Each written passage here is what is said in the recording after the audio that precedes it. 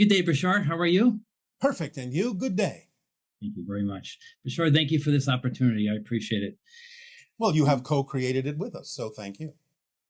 Be honest with you, since I'm new to this, I don't know if I can wrap my head around the idea of talking to a society 500 years in the future, but this is... Well, you don't need to wrap your head around that. It's the information that is important. It doesn't matter whether you believe we are who we say we are. It's simply a methodology of delivering information, and if the information is applied in your life, the proof of the pudding, as you say on Earth, is that the information will make the changes in your life that are important. It doesn't matter whether you believe the source of the information if the information works for you. Oh, okay. Recently, I read a book on a lady's experience on a near-death experience. Yes. And she talked in depth about how she levitated over her bed with doctors trying to save her life. She experienced, she listened to conversations down the hall. Yes. And these are all typical experiences in out-of-body near-death experiences. Right. So what I was really perplexed by is the communication to a higher frequency she claimed that she had with her father that passed away 7 years before, and then also a friend 3 years after that. Yes. She said words can't describe how efficient the communication was. And I was just wondering if you can elaborate on how higher frequency works, and if that's the same type, is that the same communication you have with other societies? Yes. The idea is that all information exists at the same time. Time is an illusion. So the idea is that when a concept is formed, all the information having to do with that concept is there all at once in a non-verbal way. The idea is that even going on in this channeling, in this transmission, when someone asks a question, all the information is there and it is delivered by us all at once. It simply takes time to unspool through the channel's brain and translate into the language that you understand, because I'm not speaking English. I'm simply sending telepathic thoughts, telepathic concepts that are whole unto themselves and contain every part of the issue all at once. Whatever then needs to be unspooled and translated into your language takes time. But the original communication is there instantaneously, all at the same time. That's how it happens in non-physical reality. There's no verbal communication. It's all about resonance. It's all about vibration and matching frequencies. When you're on a certain frequency level, you understand exactly the things that are commensurate with that frequency level. So it's about matching frequencies and receiving all the information at the same time that is germane to that particular frequency.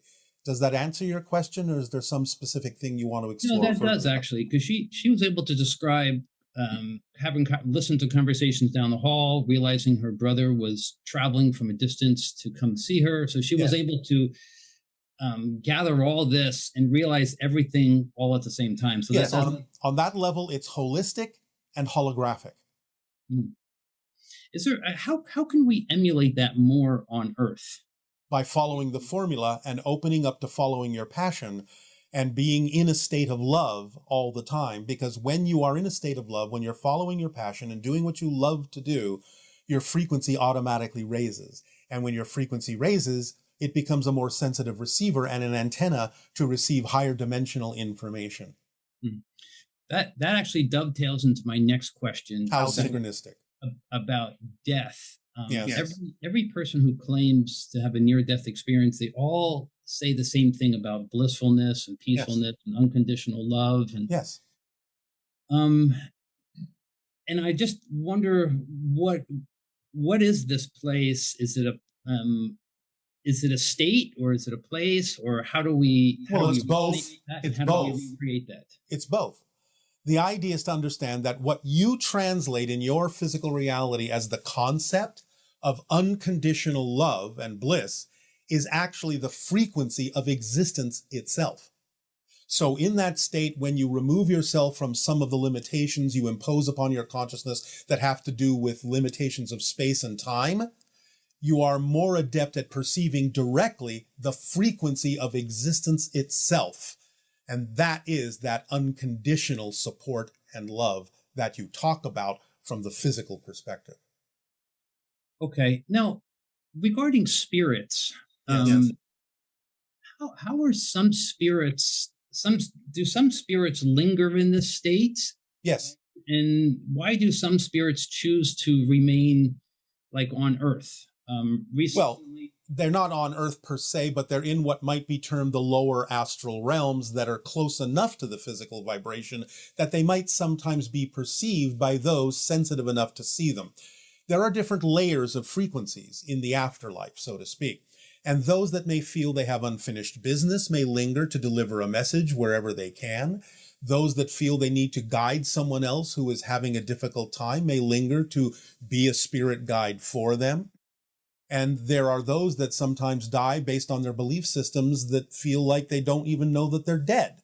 So they may continue to act like they're trying to live their physical life and perhaps be confused about why certain people can't talk to them or see them anymore, but be lost in their confusion because of fear and negative belief systems that they harbored when they were alive that doesn't allow them to understand they can open up and go further into the spirit world. So there are many reasons, as there are individuals who may choose to remain close to the physical vibration of Earth. Okay. Yeah, that explains a couple of the questions I had after. Now, is this self-selected, or is this self-selected by them to linger behind to finish? Well, as I said, some of them select that consciously, and some of them may not know they have an option to move on. It depends on what belief systems you hold on to most strongly when you die. But eventually, people either in physical reality or in spirit can be guides for them to remind them and let them go that they have crossed over, they are now no longer physical in the same way, and that they can move on to higher and higher levels if they so desire. So they will always have help, but also sometimes they may have to go through a particular process in the same way that people on Earth have to go through certain processes to make certain realizations. Just because you're in spirit doesn't necessarily mean you're finished with a particular process. However, the majority of people, especially in this day and age on your planet, are aware of such ideas and therefore are less likely to remain earthbound, as you say, because they know that they're starting to hear stories of near-death experiences, shared death experiences, and the bliss and peace and joy and love that goes with it. And that can actually color exactly what they're able to experience when they do die. Wonderful. I recently had a friend that passed, and is there a way for me to raise my frequency to communicate with him? I just told you, follow the formula, follow your passion, because it raises your frequency, and then synchronicity will take over, and you will know when you have received a communication. Now, for most people, it's a little easier to receive those communications when you're asleep in your dreams, because then your physical mind and all of its insistences are out of the way. But yes, by following your passion, you can allow the physical reality to become a little bit more lucid and allow more flexibility of communication with higher frequency dimensions like spirit. And synchronicity plays a big part in that. A lot of times a message delivered from spirit will not necessarily come with trumpets or voices or things like that. They will often use what's easiest and in front of your face already by simply making a very soft suggestion that today on your walk you will turn left instead of right, because they know that if you turn left instead of right, you may overhear a conversation that reminds you of them or see something that reminds you of them, and then you will know that that unusual synchronicity, that unusual choice to make a difference in your walking path is actually a message saying, hi, I'm here, and I just had to tell you, just had to urge you to go one way or the other to know that there's a message from me to you. That's more often than not how spirit will do it, because physical minds are so limited and so focused that it's easier to use what's already in front of your face to get the message through. That's fantastic. One other thing that I recently heard an audio of this gentleman explaining, and he had a memory of his soul attached into a pre-fetus. Yes. And how he was scared and how he had to lower his frequency to get down to the fetus level. Yes. And how he rejected it the first 2 times, and then it finally attached. Yes. Is that possible to have a pre-fetus memory? You exist eternally. And therefore, from a linear perspective, there can be a before this life as well as an after this life, even though everything exists at the same time when you eliminate the concept of time in a timeless state. So yes, spirits can experience certain ideas previous to the idea of making the choice to have a physical experience, and that can be many different kinds of experiences. Wow. The attachment process is interesting to me. Do the souls choose the fetus, or is the fetus choosing the soul, or is that selected by? Well, in a sense, from your perspective, it would be more like the soul choosing the fetus. You choose everything.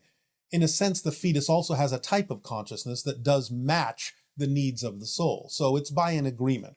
But the idea is that everything is a choice. Nothing is by accident, really.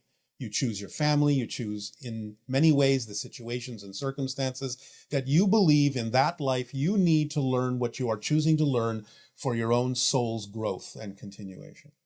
Wow. Wow. Thank you, Bashar. Appreciate it. It is our passion and our pleasure, and we bid you good day.